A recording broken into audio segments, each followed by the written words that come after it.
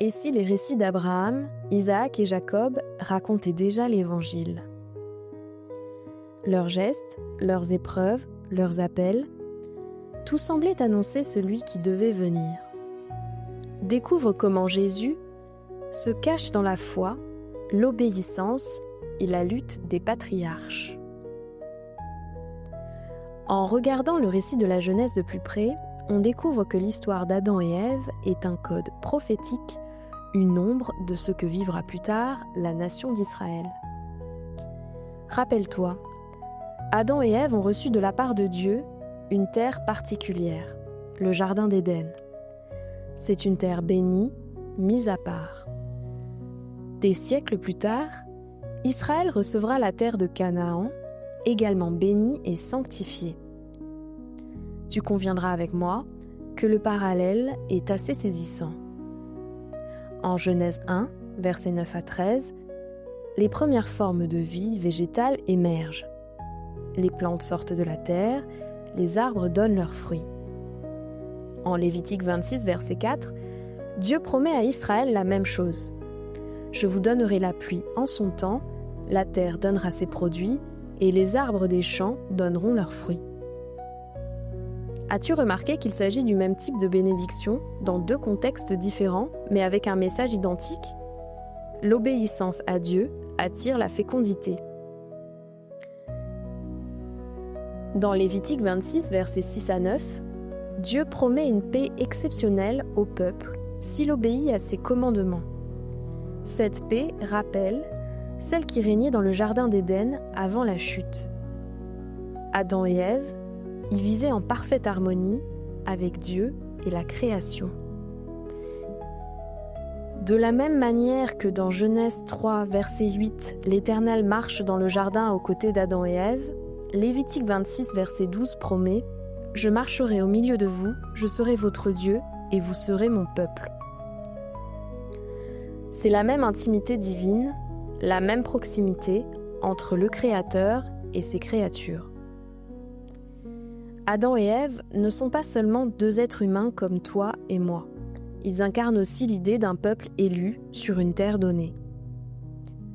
Un peu plus tard, dans le récit biblique, Israël deviendra la seule nation choisie par Dieu pour le représenter sur la terre. Dans Genèse 2, versets 16 à 17, Dieu donne à l'homme un commandement. Mangez de tous les arbres sauf un, celui de la connaissance du bien et du mal. Autrement dit, Dieu demande implicitement à Adam de faire un choix entre la vie et la mort spirituelle. Dans Deutéronome 30, verset 15, Dieu propose la même alternative à Israël. « Je mets devant toi la vie et la mort, la bénédiction et la malédiction. » Cette répétition, présente dans le récit biblique, nous met face à un choix spirituel crucial qui traverse les âges. Dans les livres de la Bible, même l'alimentation peut cacher une révélation prophétique. Dans le Jardin d'Éden, le tout premier commandement donné à l'homme concerne la nourriture et ce qui est comestible ou non. Plus tard, en Lévitique 11 et Deutéronome 14, des lois alimentaires seront fixées pour Israël. Ce parallèle nous révèle que même la Torah puise ses racines dans le jardin. La suite du récit biblique nous montre que l'exil est une autre conséquence du péché originel. En Genèse 3, versets 23 à 24, Adam et Ève sont chassés du jardin, exilés. En Lévitique 26, Dieu annonce que le peuple d'Israël sera lui aussi exilé de sa terre s'il désobéit. L'exil d'Adam et Ève devient alors une prophétie de l'exil d'Israël, preuve que Dieu ne laisse jamais rien au hasard. Il apparaît également que le livre de la Genèse n'est pas seulement un récit sur les origines de l'humanité. C'est également la matrice prophétique de l'histoire d'Israël. En Genèse 2, verset 3, Dieu sanctifie le 7e jour. Il y a déjà dans cette bénédiction une indication du plan de Dieu pour le temps la terre et son peuple. Un peu plus tard, dans le récit biblique, Abraham apparaît. Et là encore, l'histoire devient prophétique. Dans Genèse 4, Abraham part en guerre contre 4 rois pour sauver Lot, son neveu. Abraham prend avec lui 318 hommes nés dans sa maison et poursuit les 4 rois jusqu'à Dan. Abraham les bat, récupère Lot et tous ses biens. Ce récit en apparence militaire préfigure une bataille spirituelle et Abraham, ici, annonce Jésus. Les 4 rois font écho aux 4 bêtes mentionnées en Daniel 7, puissance mondiale qui s'oppose à Dieu.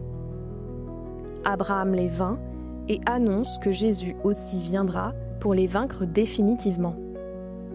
Abraham libère Lot de la captivité et Jésus libérera l'humanité de l'esclavage du péché.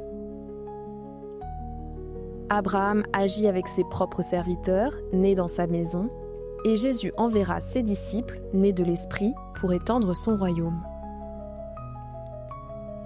C'est à ce moment de l'histoire d'Abraham que surgit un personnage énigmatique, Melchisédek. Il apparaît sans généalogie, sans passé, sans explication. En Genèse 14, versets 18 à 20, il est dit « Melchisédek, roi de Salem, fit apporter du pain et du vin. Il était sacrificateur du Dieu Très-Haut. Il bénit Abraham et dit « Béni soit Abraham, pour le Dieu Très-Haut, maître du ciel et de la terre, béni soit le Dieu Très-Haut qui a livré tes ennemis entre tes mains. » Et Abraham lui donna la dîme de tout. Melchisédek préfigure Jésus d'une manière frappante. Il est à la fois roi et sacrificateur. Il apporte le pain et le vin, symbole de la communion. Il est sans commencement ni fin et il reçoit la dîme d'Abraham, preuve de son autorité spirituelle. En Hébreux 7, il est écrit que Jésus est sacrificateur selon l'ordre de Melchisédek, un ordre éternel. Ce n'est pas une coïncidence, c'est une annonce directe, une ombre du roi sauveur qui viendra un jour bénir le monde, non avec une épée, mais avec une coupe et du pain. Après la figure d'Abraham, le récit biblique nous conduit vers un moment clé de la révélation prophétique, la naissance d'Isaac. Ce n'est pas seulement l'histoire d'un fils attendu, c'est un miroir du plan divin, une image voilée de la relation entre Dieu le Père et son Fils Jésus-Christ. En Genèse 22, verset 2, Dieu demande à Abraham « Prends ton fils, ton unique, celui que tu aimes, Isaac, va-t'en au pays de Morija, et là, offre-le en holocauste sur l'une des montagnes que je te dirai. » 3 expressions marquent ce verset. Ton fils, ton unique, celui que tu aimes. Ces termes ne sont pas là par hasard. Ils reflètent la relation unique entre le Père céleste et son Fils unique, Jésus-Christ. Cette même structure d'amour et d'élection se retrouvera entre Jacob et Joseph. Dans la tradition rabbinique, Joseph ressemblait physiquement à Jacob, et ce qui était arrivé au Père s'est aussi produit au Fils, haï, rejeté, visé par la mort. Isaac devient alors une autre figure prophétique de Jésus. En Genèse 22, verset 6, Isaac porte le bois de son propre sacrifice comme Jésus portera sa croix. Il ne résiste pas quand Abraham le lit, comme Jésus ne résistera pas à ceux qui le crucifient. Il fera confiance jusqu'au bout. Et lorsqu'en Genèse 22, verset 7, Isaac demande « Où est l'agneau pour l'Holocauste ?», Abraham lui répond prophétiquement « Dieu se pourvoira lui-même de l'agneau pour l'Holocauste ». Sans le savoir, il annonce l'agneau de Dieu, Jésus-Christ, offert pour le salut du monde. Le lieu lui-même est symbolique. Le mont Morija, où Abraham offre Isaac, est le lieu où sera bâti plus tard le temple de Salomon. et Golgotha, lieu de crucifixion du Christ, se trouvent dans cette même région. Le lieu du sacrifice avait déjà été désigné des siècles auparavant. En Genèse 22, verset 13, un bélier est fourni en substitution d'Isaac. Ce bélier est l'image parfaite de Jésus, le substitut innocent donné pour sauver l'humanité. Abraham nommera ce lieu « l'Éternel pourvoira », et en effet, Dieu a pourvu en donnant son fils. Mais l'histoire ne s'arrête pas là. Vient ensuite le récit du serviteur envoyé pour chercher une épouse à Isaac, une histoire apparemment simple, mais remplie de révélations sur l'œuvre du Saint-Esprit. En Genèse 24, versets 3 à 4, Abraham pose une condition pour le choix de la future épouse de son fils Isaac. « Ne prends pas une femme pour mon fils parmi les Cananéennes, mais va dans mon pays et ma parenté. » Le serviteur envoyé, très probablement Éliézer, symbolise le Saint-Esprit. Il est envoyé par le Père pour trouver une épouse pour le Fils. Il ne parle pas de lui-même, mais témoigne du Maître et du Fils. Il donne des présents, comme l'Esprit distribue ses dons et guide l'épouse jusqu'au Fils. Un détail fascinant se cache aussi derrière le personnage de Laban, le frère de Rebecca. En Genèse 24, verset 30, il est attiré par l'or donné à sa sœur, nous révélant ainsi sa tendance à l'avidité. Au départ, Laban cite Dieu comme nous pouvons l'observer en Genèse 24, verset 31. Mais au fur et à mesure que le récit avance, il devient polythéiste et idolâtre comme nous le montre Genèse 31, verset 53. Sa vision spirituelle semble être liée au bien matériel. Sa sœur, Rebecca, quant à elle, incarne l'Église. En Genèse 12, verset 11, sa beauté la relie à Sarah, femme d'Abraham. En Genèse 18, versets 4 à 8, Abraham montre l'hospitalité. Rebecca manifeste le même cœur, servant généreusement l'étranger et ses 10 chameaux. Selon des estimations, un chameau peut boire jusqu'à 150 litres d'eau et chaque seau contient environ 5 litres. Rebecca aurait donc tiré de l'eau 300 fois ou plus. Ce geste extrême préfigure l'amour sacrificiel de l'Église qui donne à Jésus sans compter. En Genèse 24, versets 12 à 14, le serviteur d'Abraham prie pour que le Seigneur lui montre un signe clair. Il souhaite savoir qui sera la jeune fille destinée à Isaac et demande à Dieu qu'elle abreuve aussi ses chameaux. Et ce signe s'accomplit conformément à sa demande. Comme dans 1 Samuel 14, versets 9 à 10, lorsque Jonathan cherche une confirmation divine. Enfin, en Genèse 24, verset 16, la virginité de Rebecca évoque la pureté de l'Église, l'épouse sans tache. Toute la scène de Genèse 24 est une allégorie trinitaire. Abraham représente le Père, Isaac représente le Fils, Éliézer représente le Saint-Esprit et Rebecca, elle, représente l'Église. Et c'est ainsi qu'Isaac devient un fil conducteur prophétique annonçant le ministère de Jésus. Cela commence par le sacrifice mentionné en Genèse 22, Isaac lié préfigure Jésus crucifié. Cela continue avec la méditation d'Isaac dans les champs en Genèse 24, verset 63. Le mot « soua », unique dans la Bible, signifie méditer, intercéder. À ce moment précis du récit biblique, l'attitude d'Isaac symbolise le Christ glorifié, intercédant pour nous. Cela se termine par les noces d'Isaac et Rebecca en Genèse 24, versets 64 à 67. Rebecca voit Isaac de loin, elle descend du chameau et se couvre. C'est une image des noces de l'agneau. Jésus vient chercher son Église. Son Église le voit par la foi, descend en humilité et entre dans sa demeure éternelle. As-tu déjà remarqué que Genèse 24 et Genèse 47 se répondent mystérieusement ? Dans les deux cas, on y retrouve ces éléments. Un patriarche âgé, une main placée sous la cuisse pour jurer, l'expression bonté et vérité, un déplacement de personne et une préoccupation pour une ville ou une terre. Cependant, il existe aussi des nuances frappantes. Genèse 24, 1 à 4 est centré sur la vie, la descendance, l'épouse, quand Genèse 47, versets 28 à 31 est centré sur la mort, l'enterrement, la mémoire.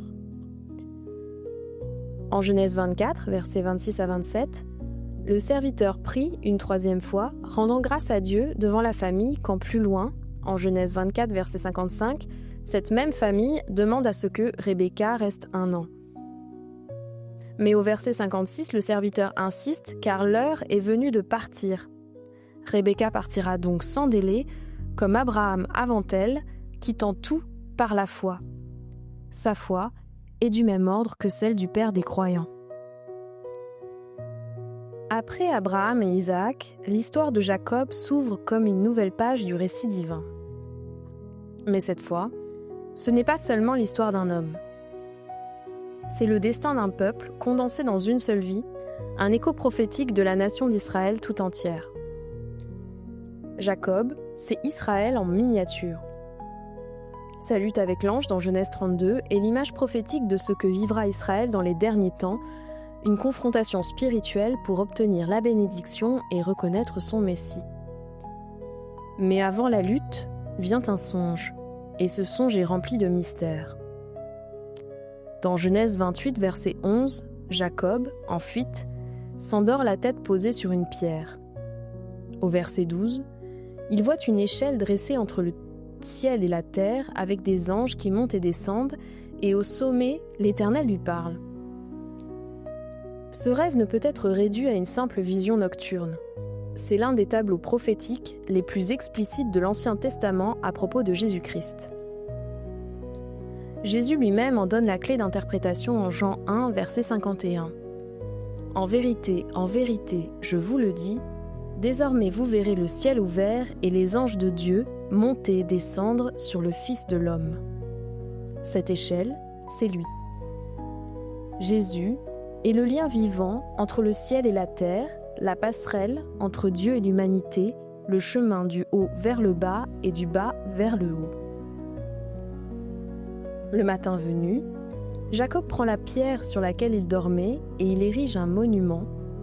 Il loint d'huile, un geste fort et symbolique. Dans la Bible, l'huile représente le Saint-Esprit, et cette pierre devient une préfiguration du Messie, la pierre angulaire, ointe de l'Esprit, fondement du temple spirituel formé par les croyants. Jacob donne à ce lieu le nom de Béthel, qui signifie « maison de Dieu ». Puis, il fait un vœu solennel. « Si Dieu est avec moi, alors l'Éternel sera mon Dieu. Cette pierre sera la maison de Dieu. » Ce vœu entre en résonance avec celui de Jésus en Matthieu 16, versets 13 à 20, et plus précisément au verset 18. « Tu es pierre, et sur cette pierre, je bâtirai mon Église. » Jésus fait le même type de déclaration que Jacob. Il fonde la maison de Dieu sur une pierre, mais cette fois vivante. Les deux bâtissent un lieu d'alliance, d'adoration et de révélation. Avançons jusqu'en Genèse 32, versets 22 à 32, un moment charnière de l'histoire de Jacob. Sa lutte avec un homme mystérieux de nuit, seul à seul. Jacob revient de chez Laban après 20 ans d'exil. Il va à la rencontre de son frère Ésaü, avec qui il s'est disputé des années auparavant. Il a peur.